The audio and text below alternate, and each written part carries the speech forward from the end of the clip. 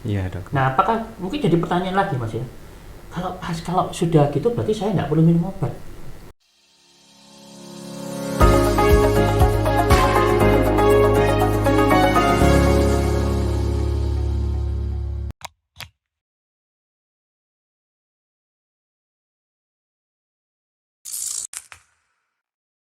Assalamualaikum warahmatullahi wabarakatuh. Selamat pagi kawan bisa. Jumpa lagi di podcast Bisa Sehat, bincang santai seputar kesehatan. Kali ini bersama dengan saya Gilang Cahyanugraha, ditemani dengan narasumber kita yang kita cintai, Dr. Henry Haryanto MKes. Sebelumnya, semoga teman-teman dimanapun Anda berada dalam keadaan sehat dan bisa menjalankan aktivitas rutinitas sehari-hari dengan lancar ya. Oke, kali ini saya sudah bersama Dr. Henry Haryanto MKes. Halo dokter. Halo Mas Gilang. Sehat-sehat ya dok? Sehat selalu. Oke. Selamat pagi, siang, malam. Selamat untuk pagi, siang. kawan bisa. Baik dokter. Terima kasih dokter Henry. Itu tadi Dr. Henry Haryanto MKes. Nah, kali ini kita akan membahas atau berbincang-bincang tentang tema akupuntur untuk diabetes mellitus. Ini merupakan suatu tema yang sangat menarik ya teman-teman.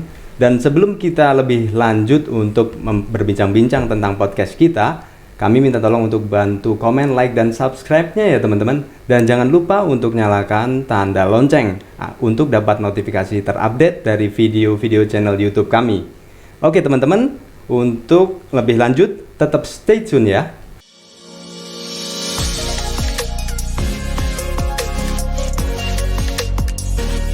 Baik, kali ini kita akan podcast membahas tema yang sangat menarik yang sudah saya sampaikan di depan tadi, yaitu akupuntur untuk diabetes mellitus. Namun sebelum kita tanyakan lebih banyak ke Dr. Henry, saya akan memperkenalkan profil beliau. Jadi Dr. Henry Haryanto MKes ini bertugas sehari-hari di Rumah Sakit Umum Daerah Dungus.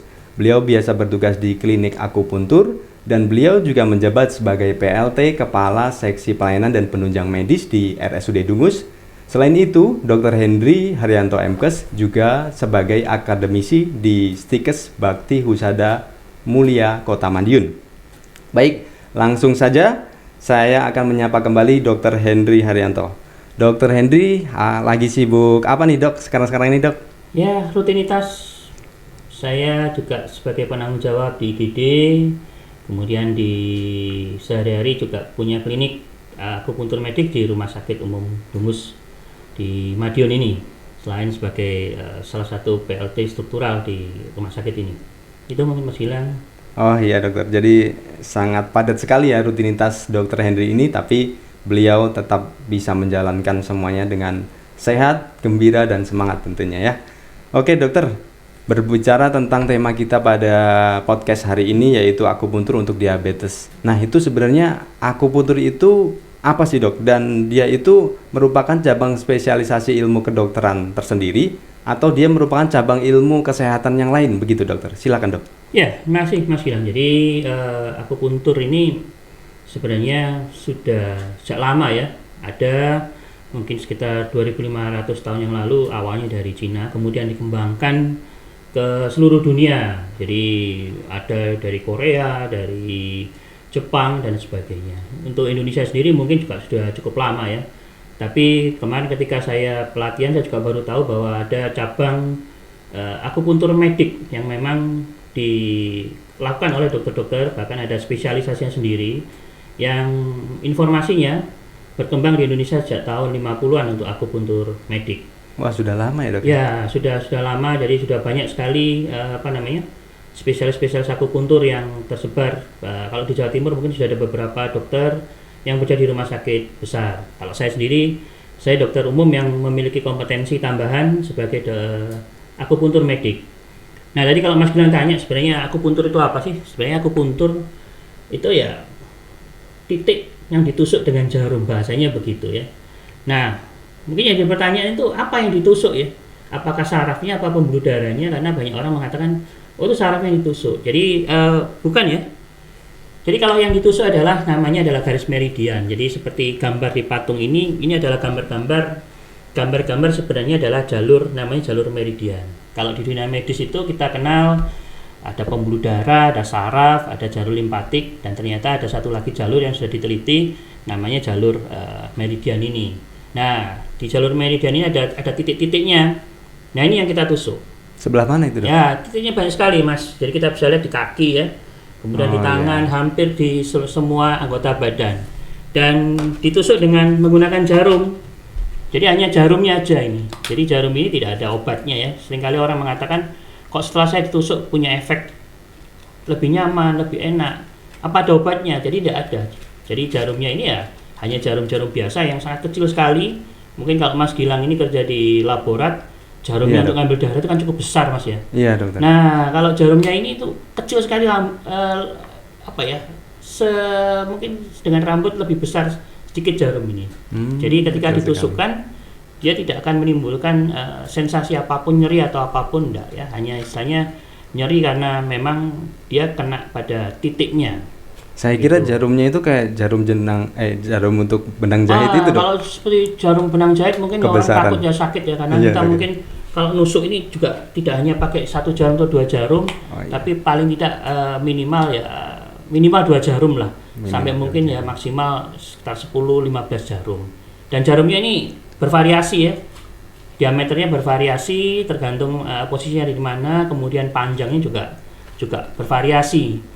Jadi ketika titiknya itu posisinya ada di dalam atau mungkin orangnya agak lemaknya agak tebal begitu, saya memakai jarum-jarum yang lebih panjang supaya dia mengenai pada sasaran, dan itu titiknya ada di titik-titik ini.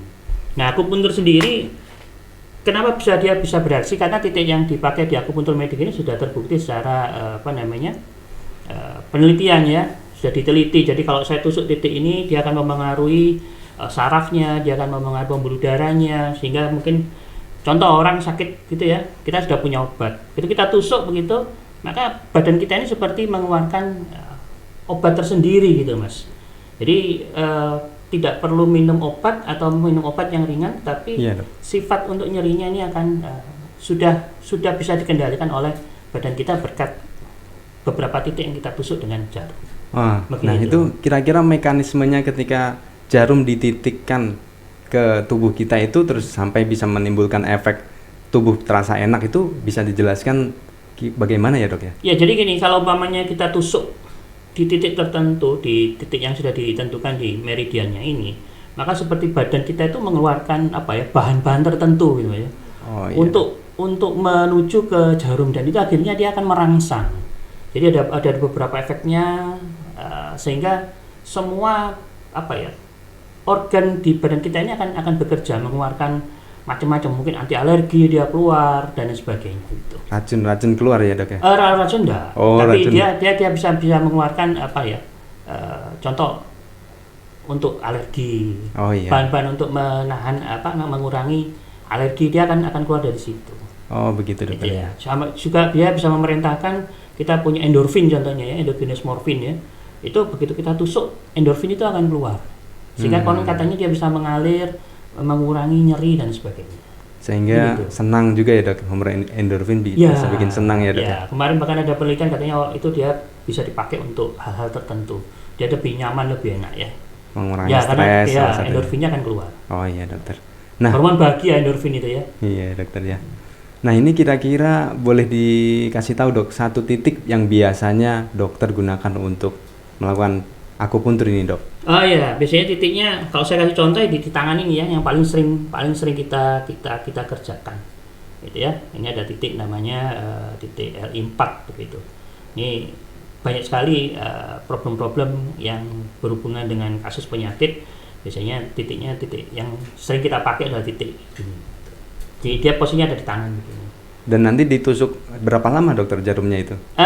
Paling tidak 15 menit sampai 30 menit. Secara penelitian range antara 15 sampai 30 menit. Setelah 30 menit efeknya biasanya berkurang secara teori ya. Begitu. Jadi lumayan lama ya ternyata ya, Dok ya. Tidak berlama-lama ya. 30 menit, 15 sampai 30 menit. Makanya pasien-pasien yang melakukan terapi akupuntur tidak boleh pasien-pasien yang buru-buru.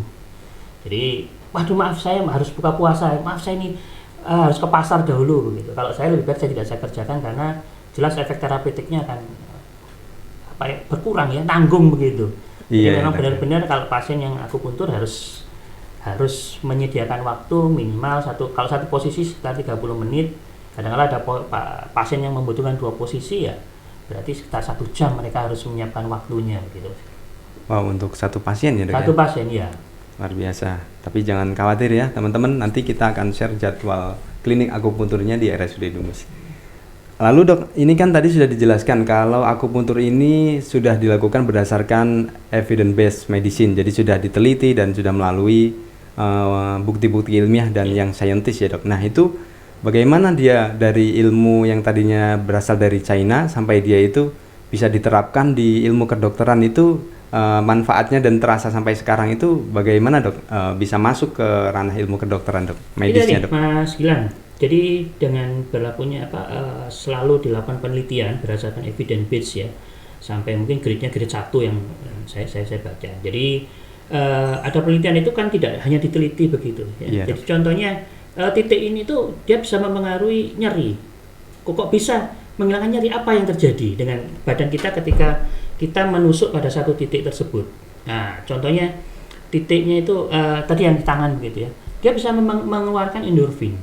Jadi ketika ditusuk titik ini ada pemeriksaan untuk kadar endorfin di dalam badan kita. Oh iya. Nah, kenapa saya tusuk titik ini? Dia akan berpengaruh terhadap umpamanya peredaran darah kita yang lebih stabil. Kenapa saya tusuk titik ini nyerinya menjadi berkurang? Nah, itu melalui satu penelitian yang banyak dilakukan oleh mungkin di luar negeri, termasuk di Indonesia, spesialis akupuntur di RSCM. Dia melakukan penelitian seperti itu, sehingga terbukti kalau orang sakit ini, saya harus pasang jarum di sini, kan terbuktinya apa? Dia bisa mengeluarkan ini, dia bisa mengeluarkan contoh anti alergi, dia bisa mengeluarkan analgetik yang cukup kuat, seperti itu. Jadi itu tadi setelah dilakukan penelitian itu tetap dilakukan uji laborat seperti itu ya dok ya, dari hasil lab darah dan sebagainya teman-teman. Lalu dokter, akupuntur ini kan digunakan untuk terapi atau pengobatan apa saja dok? Penyakit yang bisa dilakukan terapi dengan akupuntur ini dok? Ya, paling gampang itu bisa mengurangi nyeri, kemudian bisa mengurangi keluhan seperti mungkin pusing, vertigo dan sebagainya. Karena begini Mas Gilang, prinsipnya adalah akupuntur ini membuat sebuah keseimbangan di dalam badan kita, atau kalau di dalam bahasa medis disebut sebagai homeostasis ya. Homeostasis artinya tubuh kita itu seimbang. Kita itu sakit ketika tubuh kita nggak seimbang. Contoh ya, kalau mungkin masih usianya masih belasan lah begitu ya. Saya sering berguru itu pagi mau minum teh, siang mau minum coklat, malam mau minum minuman ringan dan sebagainya, kadar gulanya naik tapi dia akan stabil dalam kondisi yang cepat. Karena apa? Keseimbangan di dalam badan kita masih bagus, masih bisa terjaga. Tapi seiring dengan usia, keseimbangan kita itu sudah mulai terganggu. Ya. Mulai umur berapa tuh dok kira-kira dok? Biasanya dok? Waduh, itu agak sulit ya sekarang dengan perubahan faktor makanan dan sebagainya ini. Iya, dok, ya. Kadang-kadang anak-anak usia muda bisa kena contohnya hipertensi, bisa kena stroke, bisa pasien-pasien yang masih 20-an ternyata kadar gulanya bisa tinggi, ya itu ya. Jadi orang mengatakan, "Loh, masih kuliah kok sudah kena diabetes." Nah, itu contohnya. Nah, selama kita seimbang tentu tidak ada masalah. Nah, akupuntur ini sebenarnya membuat sebuah keseimbangan, membuat istilahnya homeostasis. Jadi pasien-pasien tersebut kita buat dia seimbang, kecuali memang dia nyeri, memang kita paksa untuk mengeluarkan bahan-bahan untuk menghilangkan nyeri, gitu. Jadi orang pusing gitu contohnya ya, kita akupuntur supaya pusingnya hilang. Ya, tapi kalau pusingnya karena pernah ada pasien tuh karena sakit gigi gitu. Iya, ya sakit giginya hilang. Tapi ya begitu.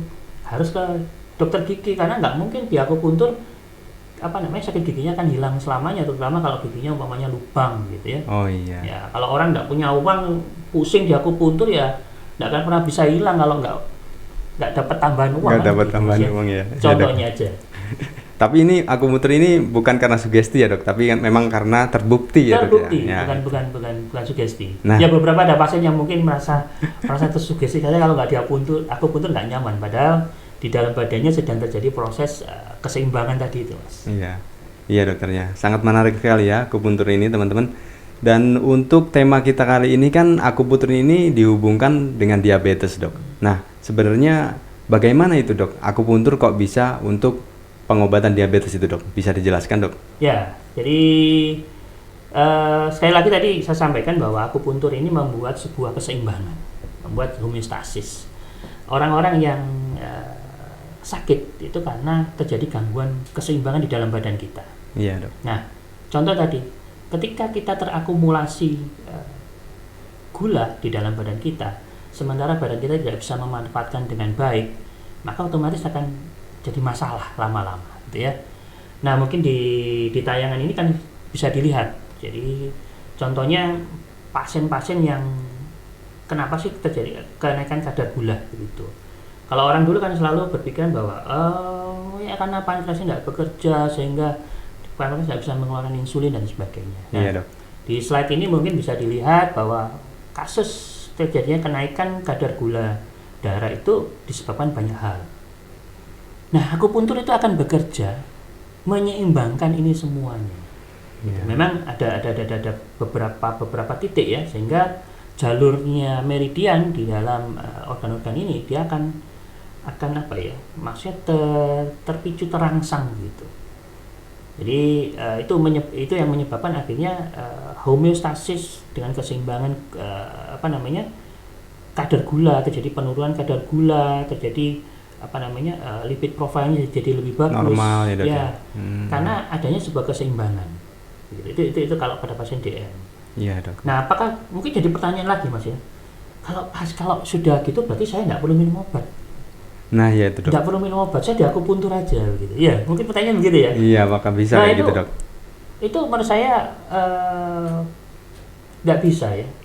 Karena begini, akupuntur itu dia bereaksi 3 kali 24 jam, sama seperti kita minum obat. Jadi akupuntur ada efeknya Mas. Ya. Ya, ketika saya pasang jarum, dia 3 kali 24 jam dia akan melakukan mekanismenya. Jadi dia bisa bagus ya. Nah, obat ya tentu tidak bisa dilepas, karena kalau umpamanya pasien sudah terdiagnosis diabetes mellitus, kencing manis, loro gendis, maka seakan-akan dia seumur hidup. Tapi mungkin mekanisme metabolisme glukosanya akan bertambah baik dengan akupuntur. Akupuntur. Jadi istilahnya kan akupunturnya hanya menunjang. Utamanya ya tetap harus ke dokter. Iya dokter. Tetap harus minum obat. Tapi mungkin metabolismenya bisa jadi obat yang diberikan sama dokter ya. Contoh kalau di sini saya dengan dokter penyakit dalam, di sini kan ada punya klinik dokter penyakit dalam dengan dokter Hani. Nah, mungkin pasiennya akan dikurangi dosis obatnya karena dia metabolismenya menjadi lebih baik dan mungkin badannya akan lebih nyaman. Jadi pasien yang diakupuntur dengan kasus tertentu tetap harus dengan minum obat. Mana yang menyembuhkan? Dua-duanya bisa menyembuhkan dengan baik kalau bersinergi. Gitu. Jadi tidak bisa diklaim, gara-gara saya akupuntur jenengan bisa bagus, sehat gitu, ya kan? Oh enggak, ini gara-gara saya minum obat, enggak. Tapi ini adalah kolaborasi sehingga semuanya akan menimbulkan satu mekanisme yang jauh lebih baik. Jauh lebih baik ya dok, dibandingkan cuman obat aja misalnya gitu ya dok ya? Iya. Baik dokter. Nah itu kan akupuntur itu juga saya pernah dengar ada akupresur juga dokter. Ya. Nah itu beda atau sama dok kira-kira? Beda Mas ya. Jadi kalau akupuntur tadi saya jelaskan di awal kita menusuk dengan jarum ya di titik-titik meridian. Nah kalau akupresur beda. Akupresur biasanya pada pasien-pasien yang sudah kita terapi, tentu kan dia tidak mungkin ya. Artinya harus selalu datang. Kemudian akupuntur itu kan tidak harus begitu. Jadi pasien-pasien biasanya saya ajari ketika sudah memberikan terapi dan efeknya sudah mulai bagus, maka saya berikan satu istilahnya PR begitu ya. Bahwa dengan di rumah bisa melakukan pijat sendiri. Namanya akupresur. Jadi kalau akupresur itu ya dia tidak pakai jarum, tapi dia menggunakan jempol, atau kalau saya saya punya Itu apa itu, alat Dok? ini ya, ini kayu ini. Oh, itu dari Kalau kayu. ini beli di toko buku ada ini ya, mungkin harganya sekitar 12 ribuan ya. Kalau ini Iya. saya buat sendiri. Jadi pasien buat biasanya saya minta untuk buat sendiri seperti ini ya. Susah tapi itu kayaknya, Hah? Dok, buat sendiri kayak gitu, Dok. Ini, Kalau ada ini beli dulu aja anu ya, Dok. ini. Ini dulu waktu zamannya masih rame akik itu. Oh. Nah, tukang slap akik saya suruh buat jarum ini. Oh gitu. Jadi ya. Gerindra itu. kalau dengan tangan maka kita tekanannya hanya sampai kira-kira kuku kita ini warnanya menjadi putih begitu Mas. Jadi ini tekanannya sudah cukup. Iya, Artinya dokter. sudah cukup ya. Ya sekuat apa ya? Sekuat ini jangan terlalu Sekuat keras. tangannya. Nggih, jangan terlalu keras karena ukurannya adalah kukunya kita yang buat mencet ini sudah warnanya menjadi putih dan itu sudah dianggap cukup, tidak perlu terlalu keras sampai ditekan kuat-kuat, apalagi kalau mungkin pasiennya masih sakit. Iya, dokter. Tentu disentuh begitu saja, kalau tepat titiknya dia akan merasa nggak nyaman. Maka kekuatannya bisa disesuaikan antar masing-masing pasien. Nah, atau dengan kayu seperti ini. Jadi ada beberapa titik yang kita pasang di titik-titiknya ini, ya, kemudian ditekan begitu. Nah, itu berapa lama, Dok? Tergantung kasusnya. Hmm. Nanti saya tunjukkan kalau DM ya. Jadi kalau umpamanya kita tekan begini, ya harus ngilu. Terutama kalau orang yang sedang sakit, artinya memang dia terdiagnosis satu kasus tertentu, pasti akan menimbulkan rasa nggak nyaman. Gitu. Makanya jarang sekali saya pasien sendiri, lebih baik pasien-pasien yang keluarganya. Oh, Karena iya. ya kalau keluarganya kan bisa menekan, karena pasien sendiri kadang-kadang baru merasa sakit aja sudah dilepas sama dia. Contoh pasien-pasien stroke begitu, saya ajarkan untuk akupresur mandiri. Jadi titik-titiknya ini supaya otot-ototnya tidak mengecil, contohnya mekanisme tubuhnya dia menjadi baik. Itu. Nah, kembali mungkin ada beberapa hal yang kita bisa lihat di slide ya. Iya, Ini Dok. adalah salah satu kapan saya sempat ikut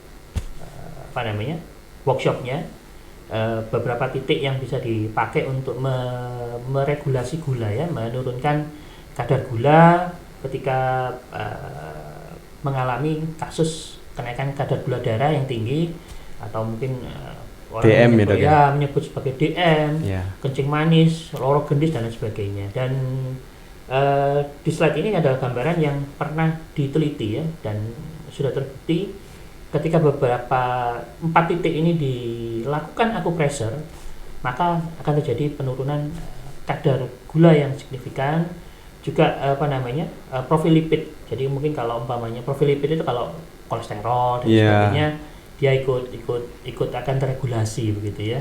Syukur-syukur bonusnya berat badannya juga ikut turun begitu.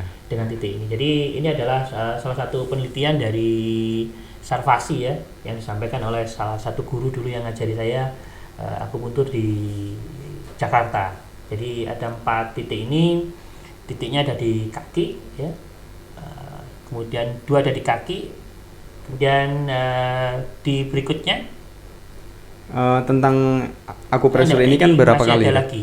Masih ada ya, Dok, jadi ada titik lagi di kaki juga. Ini bisa dilakukan setiap hari. Ya, nah, berapa lama? Mungkin di keterangan berikutnya ini. Jadi berapa lama sih sebenarnya kita harus melakukan akupresur ini? Nah ini ya. Jadi jam 10 pagi mungkin, karena kalau kita sudah sarapan, metabolisme glukosa kita sudah mulai naik. Selama 3 minggu, 5 menit tiap titiknya. Jadi kalau ada 4 titik di kaki ya, 1 kali pijat itu 5 menit, 10 detik ya. Kemudian diistirahat selama 2 detik, dilakukan seperti itu selama kurang lebih 3 minggu. 3 minggu ya. Jadi penelitiannya kadar insulin akan meningkat. Ya. Kemudian kadar gula darah puasa akan turun. Ini yang bisa kita lakukan kalau di rumah.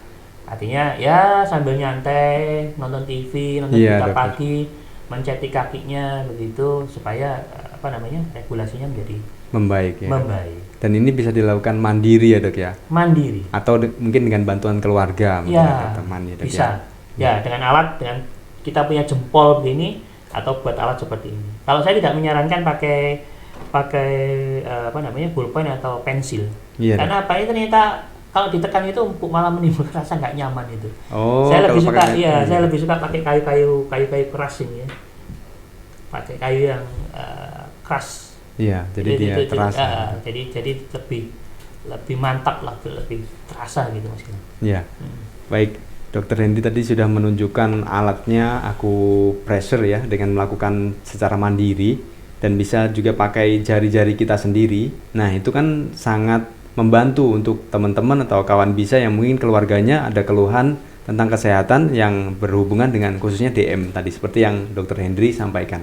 Nah, ini kan mengenai akupuntur dan akupressure ini, dokter ya. Kita sudah berbincang banyak tadi khususnya mengenai hubungannya dengan DM. Nah, apakah boleh di-share sedikit dokter dari pengalaman dokter bersama klien di rumah sakit sini, di Rumah Sakit Umum Daerah Dungus ini? Karena saya dengar cerita banyak yang positif gitu dok, dari cerita teman-teman, dari keluarganya yang berobat akupuntur ini, katanya jadi makin sehat atau katanya rasanya badannya enak seperti itu dok. Silakan dok, boleh sharing dokter. Ya, jadi tadi saya sampaikan akupuntur ini membuat homeostasis mas, membuat semuanya menjadi seimbang ya. Jadi pasien-pasien kadang-kala bukan hanya pada fokus, contohnya dia pasien DM, udah kadar gulanya turun, badannya lebih seakan-akan lebih segar begitu ya. Ada pasien-pasien yang mungkin nyeri perut begitu. Ya, karena kita kembali lagi homeostasis, menyeimbangkan ya. Jadi kadar asam basa di dalam lambung itu kita regulasi sehingga dia menjadi seimbang. Ya, akhirnya orangnya merasa kok nyaman saya begitu. Jadi itu mungkin yang dirasakan pasien.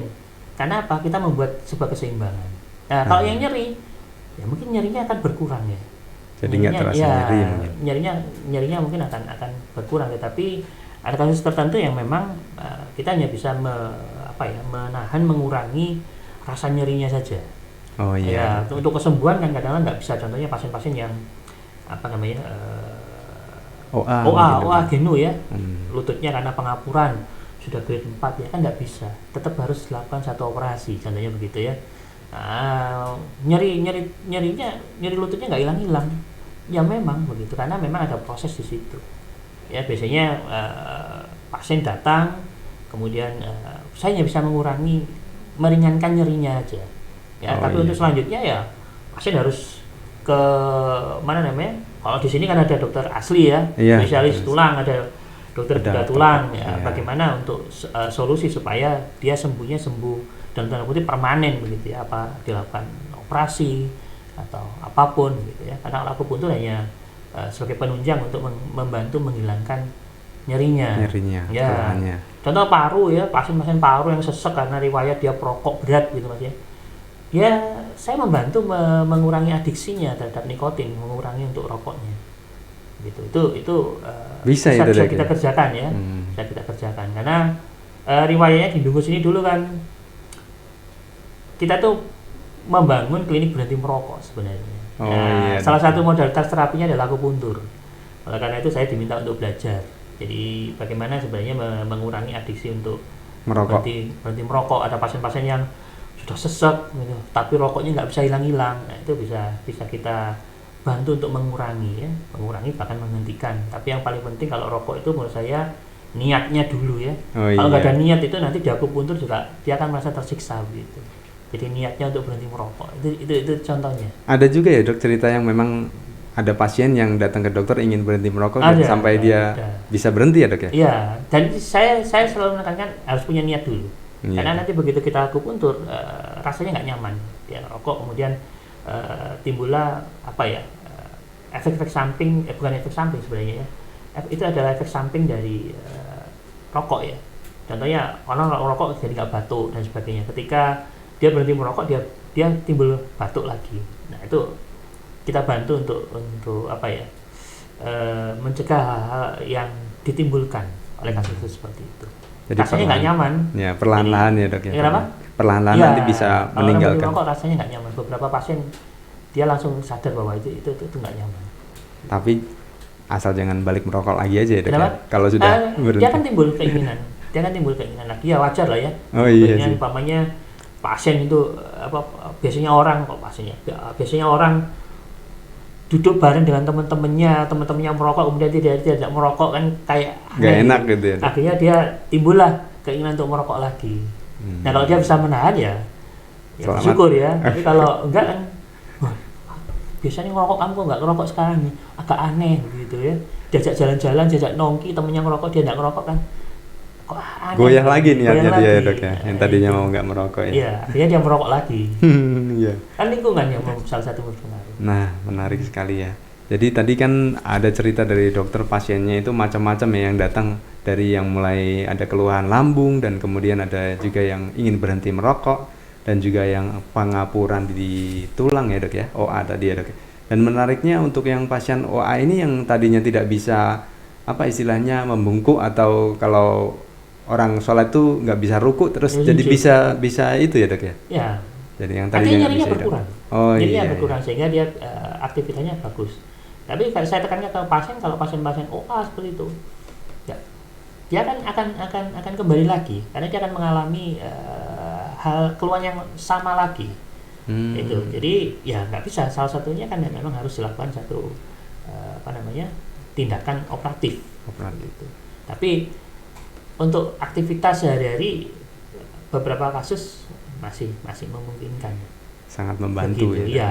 Tapi penyelesaiannya ya tetap harus ke ahlinya ya. Iya, dokter. Ahlinya. Ke bedah tulang itu kan. Iya. Diabetes ahlinya siapa? Ya, ahlinya dokter penyakit dalam. Penyakit dalam. Kalau di sini kan belum ada endokrin ya. Ada dokter Hani, dokter penyakit dalam gitu. Iya. Paru sesek. Ya, mungkin dia bisa merelaksasi nyaman. Tapi fungsinya ya tetap harus ke klinik paru gitu untuk perawatan lebih lanjut ya. Kita hanya suportif untuk lebih meringankan begitu ya. Jadi kalau pasien-pasien yang kasus paru begitu ya tetap kontrol ya. Di sini ada dokter Made, ada dokter Kowi, spesialis paru. Iya, dokter. Nah, dia yang ini kolaborasi dengan kita sebagai penunjang. Saraf juga demikian, pasien-pasien stroke itu juga kita bantu selain dengan fisioterapi. Di sini kan ada fisioterapi juga, Mas. Rehab medik ya, rehab medik ya. Ada dokter Alvin, kemudian sarafnya ada dokter Rizky. Ya kolaboratif. Iya. Ya, supaya progres dari pasien ini tentu lebih cepat gitu. Mungkin pasien sama keluarganya kan suka ya, senang ya. Iya, tiba-tiba kok dia cepet. bisa lebih cepat membaik gitu ya. Nah, ini yang mungkin ada di RSUD Dungus ini, kita kolaboratif dengan teman-teman yang lain. Mantap sekali itu dok. Hanya ada di rumah sakit Dungus ya. Iya. Nah untuk pasien yang akupuntur dokter, biasanya itu kalau bulan ini kontrol, kemudian nanti harus datang lagi berapa bulan selanjutnya dokter? Ya gini, akupuntur itu sama seperti kita memberikan obat tadi saya sampaikan. Jadi dia ada masa kerjanya ya. Iya. Masa kerjanya 3 kali 24 jam. Jadi saya ke pasien di awal-awal pasti saya menyampaikan seminggu harus 2 kali, 3 atau 4 hari lagi harus balik. Seminggu 2 kali ya dok? Harus kembali lagi dulu, karena apa? Efeknya ini efek dari kita membuat namanya mikrotrauma ya, dengan jarum itu mikrotrauma, membuat luka yang kecil sekali. Ini. Nah luka yang kecil itu dia akan pulih, akan sembuh. Ya diperkirakan dalam 3 atau 4 hari. 3 atau 4 ya, hari. Sehingga pasien harus datang lagi, seakan-akan kita membuat luka lagi yang kecil, supaya bahan-bahan di dalam badan kita ini tadi saya sampaikan anti alergi, untuk mengurangi nyeri, untuk mengurangi panas itu akan muncul lagi, sehingga pasien itu akan merasa nyaman. Ya makanya tadi kalau umpamanya kita bicara DM, saya sampaikan tidak bisa pasiennya di DM, hanya di akupuntur aja tanpa minum obat gitu. Karena apa? Ya kalau mau begitu kan harus 3 hari 4 hari saya tusuk jarum gitu. Iya kan? Iya dokter ya. Otomatis dengan minum obat. Jadi dikombinasikan tetap ya, kolaborasikan. Kalau berapa kalinya memang tergantung kasusistik pasiennya ya. Kalau saya memang kasusistik pasiennya. Kalau umpamanya pasien-pasien dengan nyeri gitu mungkin 2 kali 3 kali selesai contohnya. Selesai ya. Tapi beberapa pasien yang degeneratif mungkin butuh sampai sekian lama ya. Bahkan yang paling lama pasien yang stroke sampai 60 kali. 60 kali datang ke dokter Hendry ya? Iya, 60 kali. Seminggu 2 kali ya? Seminggu 2 kali. Berarti kira-kira wah banyak sekali. 1 tahun mungkin ada itu dok ya? 1 tahun. Gitu. Luar biasa ya teman-teman. Jadi menarik sekali ya dokter tadi tentang obrolan kita akupuntur, akupresur dan juga kaitannya dengan diabetes mellitus ini. Nah ini dokter Hendri boleh share sedikit dok jadwalnya di RS Dungus ini hari apa aja dok? Jam berapa dok? Jadwalnya sesuai dengan pelayanan di Rumah Sakit Umum Dungus ini Ya dok. Senin sampai Jumat ya. Jam berapa dok? Biasanya saya mulai setengah 8 ya. Setengah 8 sudah mulai. Jam 8 setelah dari GD sampai jam 2, jam 3 gitu. Jadi kadang-kadang pasien janjinya siang gitu. Saya bisa setelah tutup pasar gitu. Masih dilayani masih. Masih ya dok ya? Masih sini masih jam 2, jam 3. Nunggu pulang dari pasar pasiennya. Oh iya. Nah, ya dokter Tetap kita masih. layani. Jadi Senin sampai Jumat. Jumat. Iya. Dari pagi jam 7.30 sampai jam 3 sore. Ya. Baik dokter Henry, kita sudah banyak berbincang mengenai akupuntur dan diabetes mellitus. Sayangnya kita di sini tetap dibatasi oleh waktu dokter, padahal masih banyak yang kita ingin perbincangkan kembali. Jadi teman-teman kawan bisa dimanapun Anda berada yang memiliki pertanyaan tentang akupuntur, kaitannya dengan diabetes mellitus maupun akupresur dan penyakit-penyakit lainnya, boleh tinggalkan komentar di bawah ya. Nanti kita akan coba lihat komentarnya. Kalau mungkin memungkinkan dokter Henry tidak keberatan, kita bisa adakan lagi podcast akupuntur untuk chapter 2 ya dok ya. Kalau tidak keberatan. Dan kalau editornya juga nggak keberatan sih ya teman-teman ya. Oke, jadi sebelum kita menutup podcast Bisa Sehat hari ini, mungkin dari dokter Henry ada closing statement untuk teman-teman atau pemirsa YouTube kita dokter. Silakan dokter. Ya baik, terima kasih Bapak Ibu rekan-rekan yang menikmati YouTube ini. Kalau closing kita berbicara hari ini tentang akupuntur, terutama pada kasus degeneratif ya. Kita harus tetap ditanamkan sejak dini bagaimana sebenarnya hidup itu harus seimbang, gitu ya, supaya nanti banyak anak-anak muda itu yang merasa saya masih muda, masih kuat, masih bisa begini ya. Tapi ingat bahwa organ itu akan mengalami satu kelelahan. Kalau itu terus-menerus, organ itu akan mengalami akumulasi. Dan itu efeknya akan sekian tahun ke depan ya.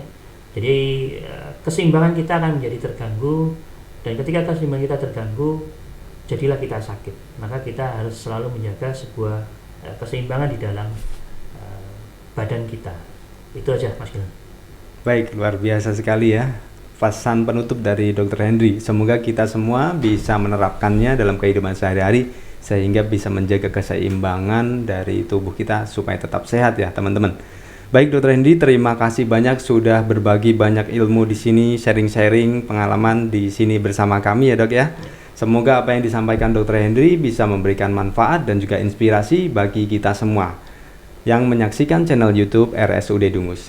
Baik kawan sehat, sekian podcast Bisa Sehat kali ini. Saya dan kerabat kerja yang bertugas mengucapkan terima kasih dan sampai jumpa di podcast berikutnya. Bye bye. Wassalamualaikum warahmatullahi wabarakatuh.